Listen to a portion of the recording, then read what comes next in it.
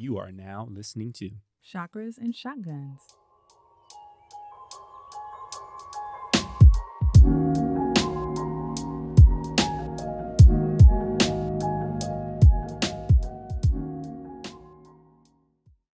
Welcome to Chakras and Shotguns, the podcast that guides you on a journey of spiritual development and personal preparedness. I'm Mick, a marketer, Reiki master, and prepper. And I'm Jen. I used to be a lawyer. Now I'm a human design reader, tarot card reader, yoga instructor, overall wellness entrepreneur. So if you're here with us, either you've recently started your spiritual journey or maybe you've even been at it for a while, but with any spiritual awakening comes this time of re-examining pretty much everything you've ever thought about anything in your life all the time. Yeah. And you might even find that some things that you thought no really work for you in this version of yourself. In today's episode, we're talking about deconditioning and how this process helps you find your own truth. Yes. But before we get into that, we want to talk to you guys a little bit about Patreon. We have a Patreon page where you can go and check out exclusive content. There's some great downloads there, like our full prepper checklist. There's even a breathwork library where you can listen to Jen and I give out guided meditations on demand. And most importantly, you're helping us to produce the show. So go ahead and check it out. There are 3 different levels of support that you can choose from. Go to patreon.com/chakras and shotguns to check that out. All right, let's begin as we always do with a breathwork, meditation, visualization, exercise to put us into a mindful place. All right, so today I'm actually going to be the one leading the breathwork, giving my boo here a little day off. So what I want everyone to do is just get in a nice, comfortable position, sit up nice and straight, and we're going to place both of our hands on our heart. Allow your gaze to lower and close your eyes gently.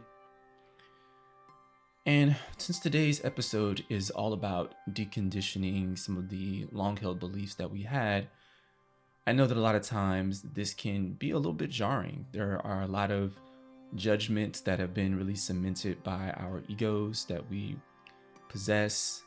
And as we learn new information, as we go on kind of this journey toward enlightenment, we start to reevaluate those things.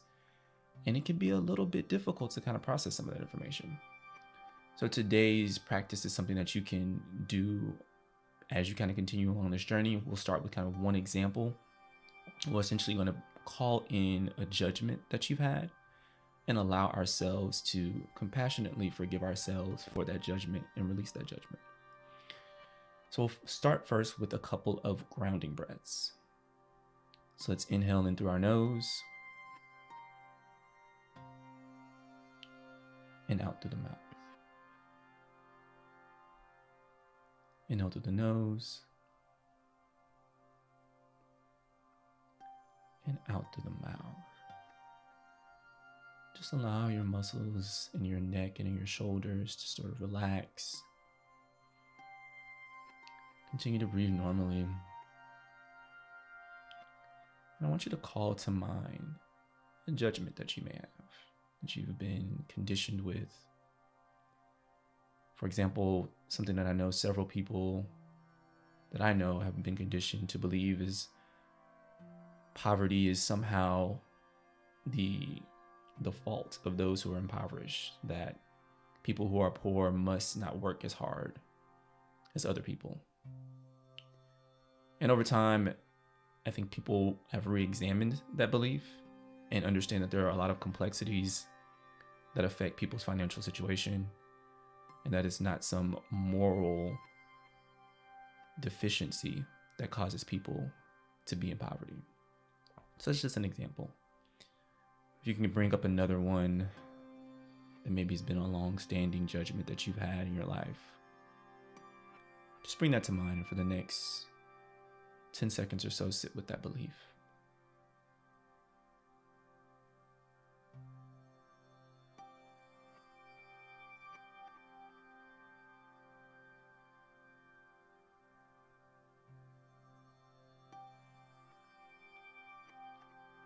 And as you sit with that belief, what are some of the emotions that are coming up for you?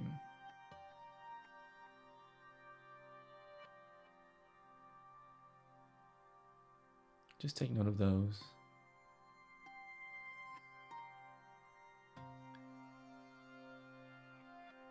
And as we experience those emotions, let's take a moment and internally forgive ourselves for those judgments.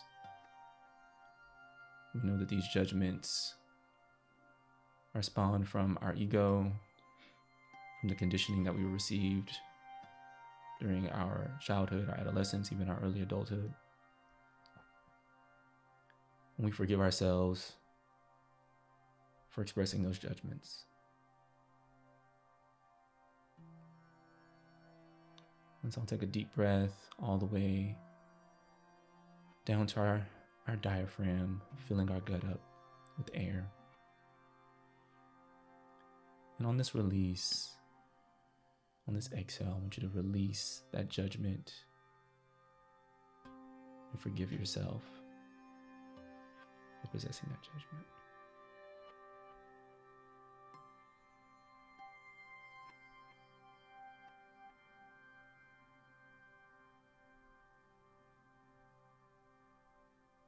You can silently or out loud say, I forgive myself.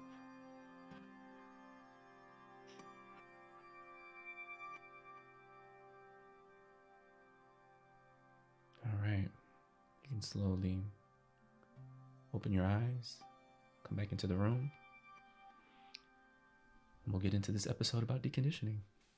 Thank you. All right. You're welcome. I will share what I released. You want to share it? I had to come up with something. It was real fast. Okay. I think that people who drive Priuses can't drive well. Like they drive slow. Okay. I also think like people that drive Teslas are people who would drive Priuses, but like they have more money, so they buy a Tesla, so they also can't drive. And that's not fair. We got some listeners in Teslas and Priuses listening now. I'm sorry. And I had to release it. I forgive myself. Do y'all forgive me? I'm sorry. It was the first thing that popped in my head. I understand. It's a judgment. It's there. It's a judgment. You followed the assignment. I did. All right, let's get into deconditioning. What is it and why you should be doing it and how you're probably already doing that work. So like we said, being on this journey, it's like, wait, I now believe this. How does what I used to believe work with that? What does this mean? I feel more free in these ways. And so this doesn't serve me any longer. And so you might already be in the process of doing this in some ways. But you could always do more. I'm constantly deconditioning things. For sure. Before we start talking about deconditioning, let's talk about what conditioning is. And so conditioning is the process by which people are trained to think, believe, feel, want, and react in a way that is approved by the society or the groups within it. And that can go all the way down to like your family group, where you grew up, your town, your city, you know, Houston thinks it's better than Dallas. So the types of, you know, beliefs that we need to decondition can be societal, familial, religious, personal too. Societal, so like an example would be you're supposed to want to get married and have kids. We're kind of seeing this break down a little bit generationally about there are a lot more women saying they don't want to have children or they're okay not having children. They're okay not getting married. There's this kind of, some would say the breaking down of the nuclear family, but like we're starting to see people shift away from that. Familial. So I have to like and love everyone in my family just because they're family, which that might trigger some people. I know, but Amy so-and-so is, I think there's a reason why there's a recurring meme every Thanksgiving with comebacks for like that mean Annie at Thanksgiving. Like, because we don't have to like and love everyone in our family just because they're related to us. Absolutely. Absolutely. And then, of course, there's religious conditioning. So an example would be everything the church says is gospel and the truth, and being critical of the church or asking questions is blasphemous. Yeah, absolutely. Yeah. And I think this conditioning can really have a big impact on like how we show up in the world, how we like believe certain things. We may end up with like really poor boundaries, for example. You can also see like yourself being really close-minded to others. I noticed in college, like freshman year, you kind of can tell some of the other kids who were kind of in these insular bubbles that didn't have the certain sort of diversity of people and thought that exist in other kind of major cities. And like they're like having a culture shock moment when they arrive on campus. And then you can also feel like a lot of the things that you're doing are wrong. Like you feel a lot of guilt about exploring new things in kind of those new environments. I think about college too as well, right? Like there can be a lot of like, oh, is what I'm doing like somehow bad? Am I going to hell for some of the things that I'm exploring now in this kind of new environment? So yeah. One other thing I want to add to that is choices. The choices that you make can be heavily influenced by conditioning, right? Like we've talked at length about making the decision to go to college or making the decision to get married. Like you reach a certain point in your mid-20s where it's like, I'm supposed to be looking for a partner. And then after you get married, it's like, all right, so how much time are we okay with before we start having kids? Like we never really questioned whether or not we wanted to have kids or like why we wanted to have kids. It was just a foregone conclusion, right? Yeah. I even think about like your decision to stay in state for college versus like me, where I was like, I'm rejecting this conditioning. I'm going as far away as possible. I think I was afraid to get too far away from the nest. Yeah, we don't have to get into all of that, but sorry if I'm bringing up some conditioning wounds right there. No, it's not that. It was just kind of, there was an overall thinking of like, I was very skinny when I graduated from high school, like very, very thin. And so there was kind of this overarching, like, you're too small to leave the state and I kind of need you close by. And, I can do 3 hours away, but like, that's kind of the range. And that I didn't think outside of that. Well, do I want to go out of state and why would I? And what other schools are out there and what other opportunities are out there? And should I be considering these? And am I making this decision for me? Absolutely. Yeah. So deconditioning is the process of unlearning those previously learned responses. And it can be rough because depending on where you are and how old you are in this journey of life, you could be relearning 30, 40 years of thinking, like, and their patterns, and they're almost ingrained in you of how you think and how you make these decisions. So you're constantly having this dialogue with yourself to make sure that you're not relying on what's not true to you. So I want to bring in human design a little bit here because deconditioning and conditioning are very big parts of human design. And so when you look at your chart, the areas that are not colored in are areas where you can pick up from the conditioning of others. And so like where you may be around certain people and you may take on some of their identity, or you may feel like I have to speak loudly to attract attention, or you may feel really competitive. But a big part of human design is figuring out what is the self and what is the not self talk. So where are the areas where you're saying like, I got to do this so I can prove this, but really you have to affirm yourself and say, I don't have anything to prove. And you might find that you've been competitive all this time when you really had nothing to prove. And so you were wasting energy living a narrative that wasn't really you. So something I really, really, really love about human design is like figuring out like, wait, that's not me. That's just a story that I'm telling myself. I think this is a great time for me to just say Jen is super dope at reading human design charts. So get yourself a reading with her. She actually did a deep dive into my chart recently. I was like very thankful that she did that like a couple weeks ago. So I really enjoyed that. Just want to plug that real quick. Okay. All right. So let's talk a little bit about how to identify like some of your own conditioning. And I think a big part of that is like sitting with yourself and doing like a lot of internal work. And I think for me, there's like a lot of language around like triggers right now. And like a lot of folks in our generations are starting to go to therapy. And so like that language is getting really popular. And I think it's a really good way to kind of start with figuring out potentially where you could be being conditioned, right? Yeah, I think it's become so popular. I'm starting to get triggered by the word trigger. I was like, well, this triggered me. Oh God. Like, Yeah. like I'm about to be a boomer. I was like, Yeah. oh my God, they're so sensitive. They're always talking about triggers, Yeah. safe spaces.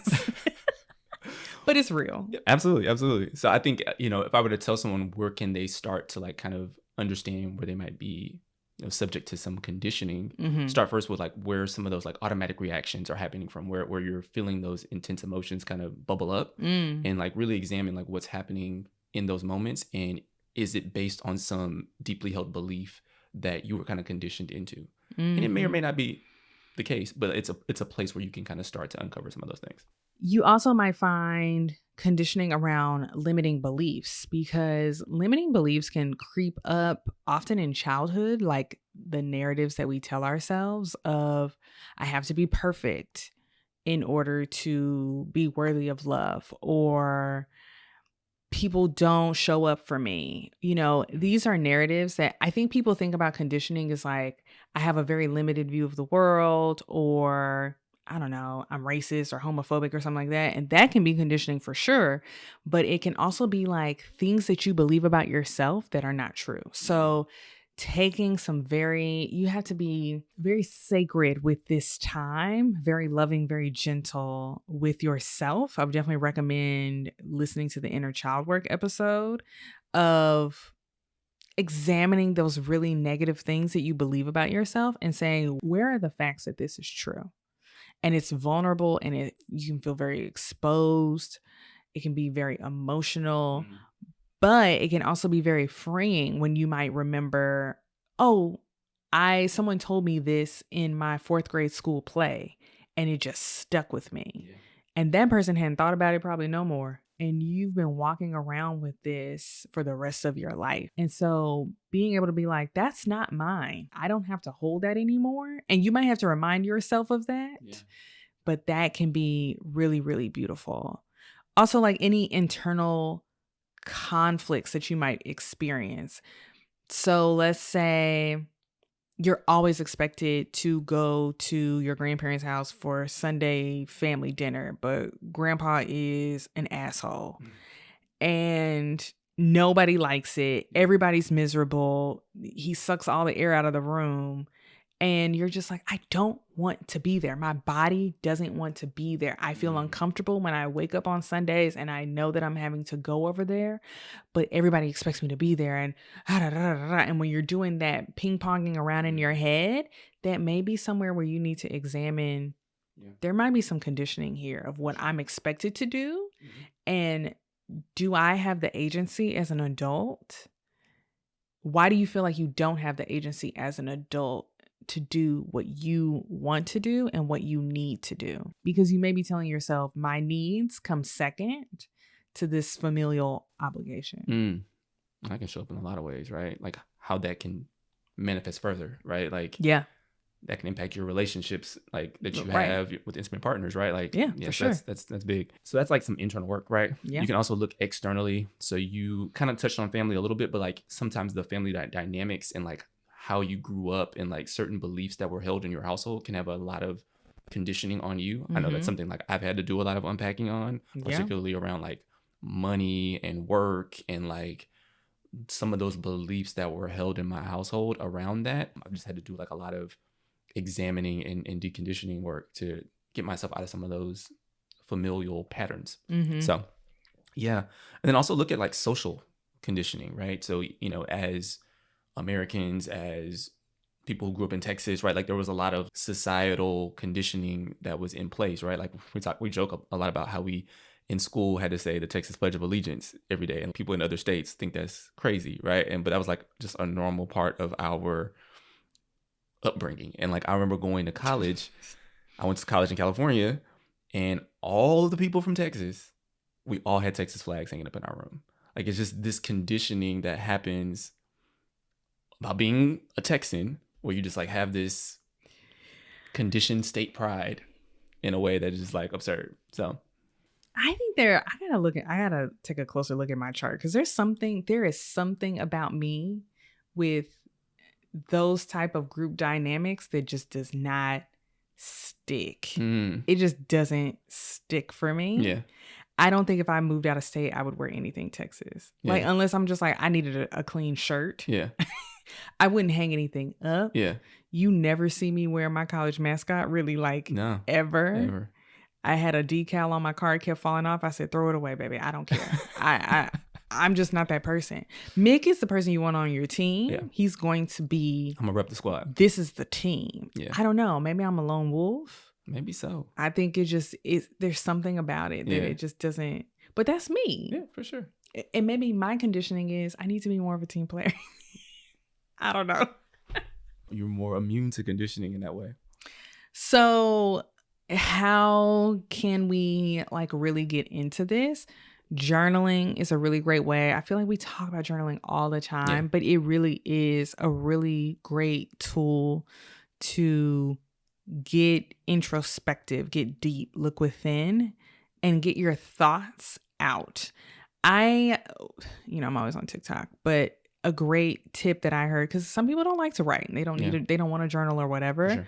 Some people just open up voice notes and they just talk it out. Maybe they save it, maybe they delete it, but they just get it out. And that might be better for you. There might be something in your, I know I'm bringing up human design a lot, but that might be something in your human design chart too, where you have to talk it out. You have to clear it out of your throat. So that's a really great way of being like, hey, my mom called me and expects me to come home for Thanksgiving and Christmas. I don't really want to do that. I have the money. It doesn't really matter about the money, but I don't want to do that. Why do I not want to do that? Why do I feel like I have to do that? What is this making me think of? What is this bringing up for me? And you might be surprised as to what comes up. So, yes. All right. So we've identified some areas where you might be experiencing some conditioning. You're like, y'all want to do something about this. I'm tired of being conditioned to feel these ways and whatnot. I feel like my little toddler, she gets this little that's kind of vibe I feel. I felt like you were about to do like a dance battle or something. Like, I'm tired of being like you about to start crumping. Maybe so. In a different environment I would have. So anyway, you've identified some conditioning, you want to do something about it. What are some things you can do? So I think first up is mindfulness, right? Just being really attentive to the thoughts and emotions that are bubbling up in your body, right? Recognizing, okay, I'm feeling this way. I'm recognizing that it's coming from a place of conditioning. Like, how do I want to then operate with that? Like, how do I want to move knowing that this is here, right? So they always like the first step is acknowledgement that you have a problem, right? Yeah. So it's really paying attention there. Then I think doing some exercises, I think we talked about before, inner child work is one that is like really, really great, I think, for addressing some of that childhood conditioning that happens. And it's something that I have done a lot of work with. I've done letters. I've written letters to my 7-year-old self. I've written letters to my teenage self, written letters to my early 20s self, to really just kind of do that work to understand the mindset that I was in those periods of my life, and to forgive myself for, again, some of those judgments and releasing some of those, right? Then I think shadow work is really important. We did an episode about shadow work and really just understanding some of those beliefs and thoughts that are not considered socially acceptable, and learning to accept those and love those pieces of you can be really just helpful for kind of moving on with that. Yeah. We've kind of touched on it a little bit. I mean, I feel like it kicked off with the spiritual journey, maybe a little bit before, maybe as we started having children and thinking through the choices that we only had one child at the time, but like the choices that child could make going into adulthood and how I would feel about those choices. So we kind of play this, it's not a game, but we like ask each other, what would you do if one of our children said they didn't want to go to college? Or what would you do if one of our children said they didn't want to get married? Or they had a partner? Or what would you do if our child said they were gay? Or what would you do if our child said they were trans or didn't want to have kids or wanted to be a chalk artist on the street? Like, what would you do? And so that was a very interesting exercise as a parent, because it forced me to, I would have a reaction and then I'd be like, wait, why are we having this reaction? What does this mean? You know, let's unpack this. Yeah. That's my favorite saying. Let's unpack this. Yeah. And in the grand scheme of things, does this choice, if I agree with it or not, does it really matter? Yeah. Is it hurting them? Are they going to die if they do it? Mm-hmm. Are they keeping the morals? And when I say morals, I mean, are they kind? Are they generous? Mm-hmm. Do they listen to others? Are they emotionally intelligent? Are they empathetic? Like those are the things that are a big priority for me to instill in our children. Yeah. If they have that. Yeah. No, that's really profound and deep work. I think it's really about deconditioning the idea of being a parent, right? I remember before I had kids, there was a lot of language around, I'm going to have a little mini Mick, or, you know, you have a little mini Jen. And it's like you're trying to almost create a caricature of yourself in like a little person's body, right? And like you want to make the choices. Oh, I want my son to play basketball, and just like I did. And I want my son to. I want my son to be a left-handed pitcher in baseball because they get paid a lot of money. And like I was like having these ideas of like building up the little person that I wanted, and like that's so far from what parenting should be, in my opinion. Now, like as I've kind of evolved, and so I had to like decondition that mindset of like I'm building a little person that's going to be just like me. Right. And then like, even when you have another kid and you see that this kid is not a carbon copy of the first. Yes. They're a whole different entity. And you have to again be like, oh, okay, well, I'm going to make all this food and they're going to eat this and then they can have completely different preferences, completely different ideas of everything. Yeah. We had like a game plan for how we taught our oldest how to read. Yeah. And our second kid is not messing with the game plan at all. She is like, no, I need a whole, you got to go back to the drawing board for me. Yeah. And so like, it kind of spun us a little bit at first, like, okay, how are we going to do this? But like, we had to like understand again, we can't try to apply the same template to each child. Right. Right. That was parenting. I think, of course, how I felt about religion, how I felt about Christianity, I had to spend a lot of time unpacking that. Like, honestly, I think this podcast is kind of a love letter to our deconditioning of us asking questions like, okay, well, if I'm moving away from this, like, do I believe in hell? Is hell real? Well, let's look into it. Let's make an episode about it. Every question we've had, I feel like we just like, well, let's turn it into an episode. I feel like we can't be the only ones who are asking this question, right? So. How do I feel about crystals? I thought that was like really out there. Maybe I got a crystal on me all day, every day. So, but like, how do I feel about that? Okay, well, now this is my interpretation of that. And I feel like pretty much every episode, it's like, well, how do we feel about it?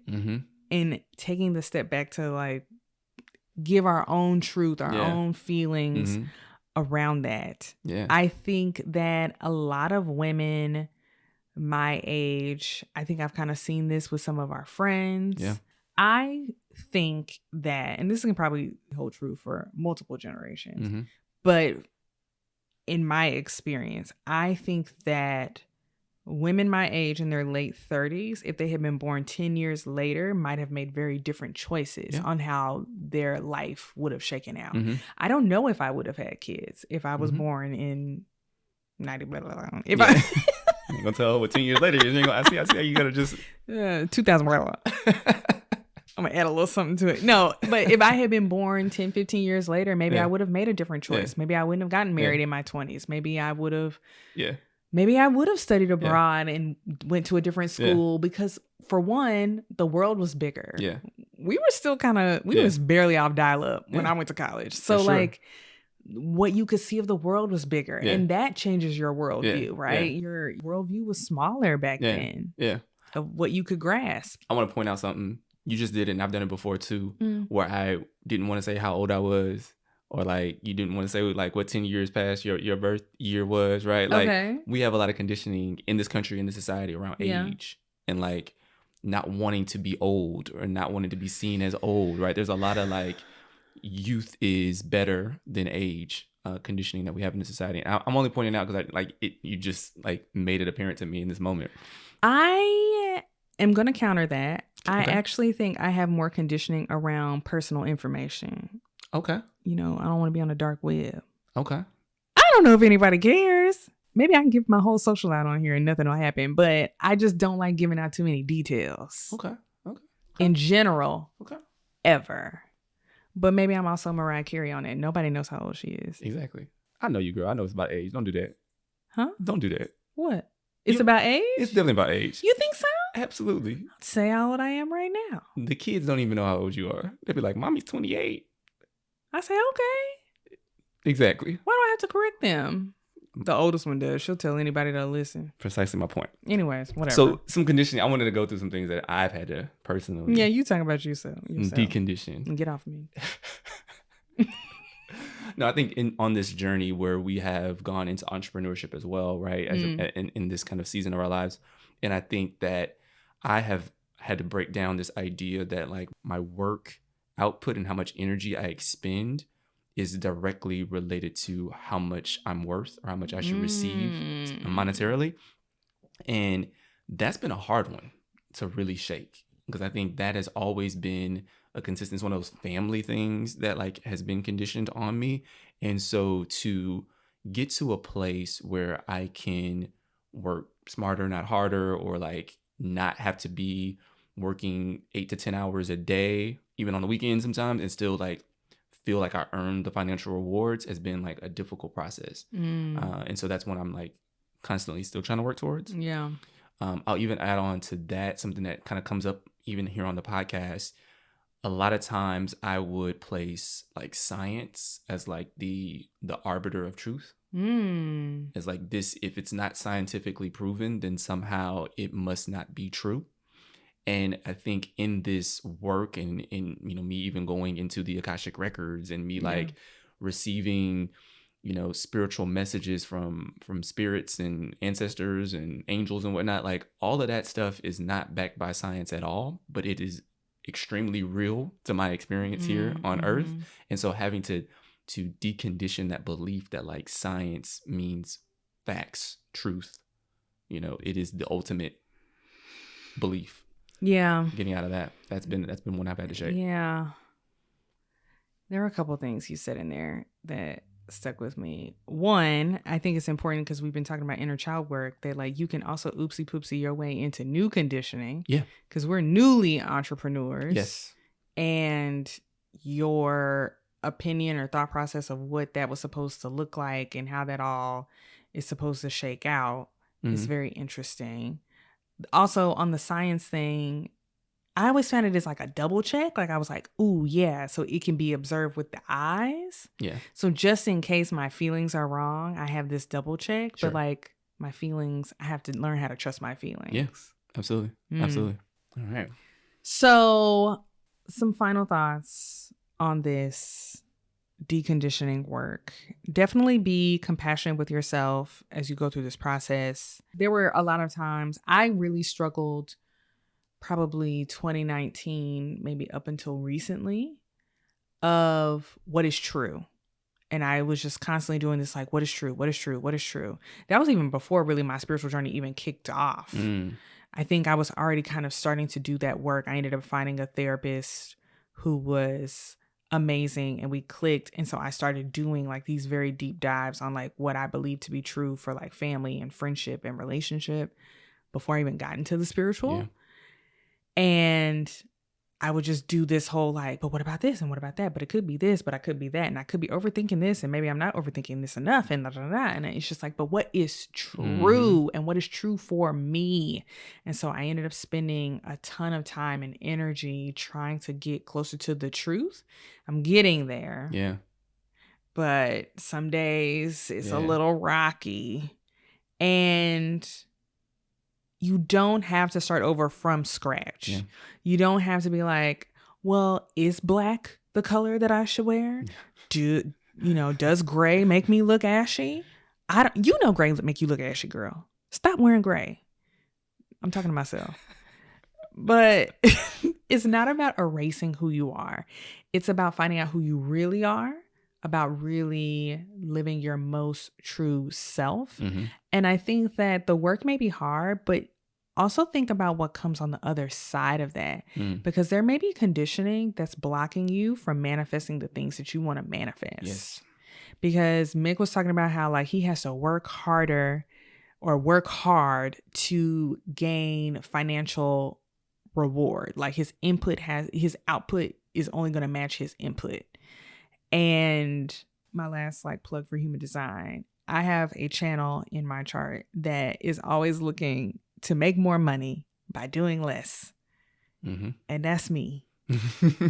And I'm not taking in any conditioning around that. I'm like, let's work less. Let's go to the beach. But your conditioning could prevent you from setting the intentions and believing in the reality that you're trying to call in. Yeah. So if you're like, hey, I want my business to be 6 figures, but in your head, you're like, I'm not working at a 6-figure rate. You're never going to hit 6 figures. Exactly. So this helps you get out of your own way. So then you can really marvel at the universe working in your favor. Absolutely. I couldn't have said it any better than that. That's great. That's why you married me, y'all. All right, guys, that is the show. Friendly reminder to, again, check out our Patreon page. There are a lot of great perks on there. You get that exclusive content. There's even merch discounts. At certain levels, you can even get discounted readings on human design charts or a energy healing reading with myself. So check that out, patreon.com/chakras and shotguns. And finally, if you're loving the show, please subscribe and give us 5 stars, a thumbs up, whatever you do on YouTube, wherever you listen, wherever you watch, wherever you experience Chakras and Shotguns. Namaste.